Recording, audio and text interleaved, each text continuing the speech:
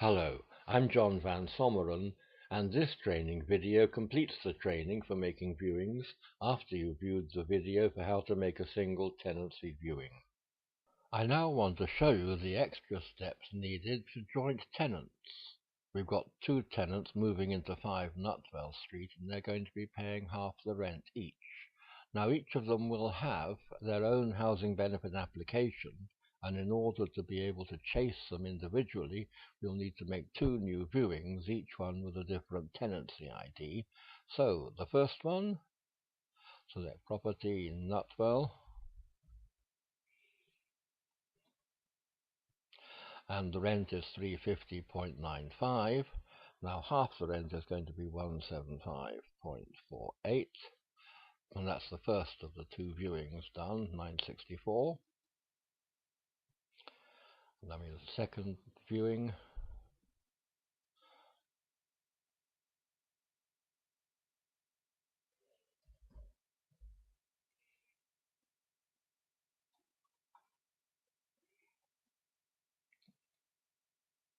This is viewing T 965, and again half the rent is 175.48.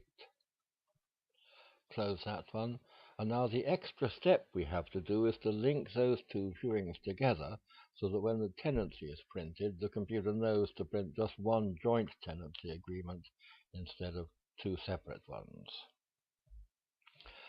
Linking them together is really very simple. On this form Manage Viewing Links, I select the property, 5 Nutwell Street. I select the viewing, 965. Not linked to anything yet. I select the other viewing, 964. These will always be the top 2 because you're doing it in sequence. Again, no link. And here's the 2 rents adding up to the full amount for a 3-bedroom property at that postcode. Link.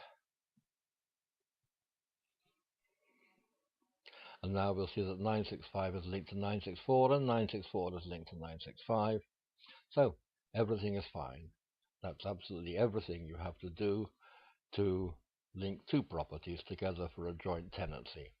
I suggest that when it comes to organizing the viewings and to putting people on a viewing and getting organizers, you just choose the first one of these and ignore the second one. That way you won't get yourself confused.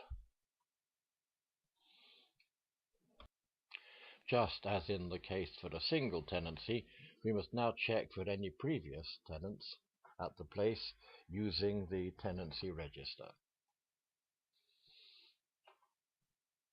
And indeed, it shows that there were 2 previous tenancies not long ago ended, but when the computer looks at these 2 tenancies with their ended date, it won't see that there's been any new viewings for that same place, so it'll mark them with a suitable message in the lettings dashboard.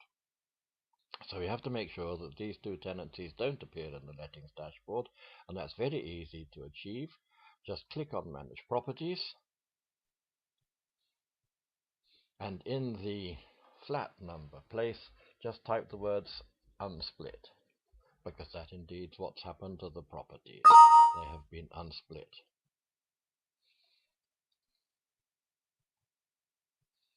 Do the same for the second tenancy.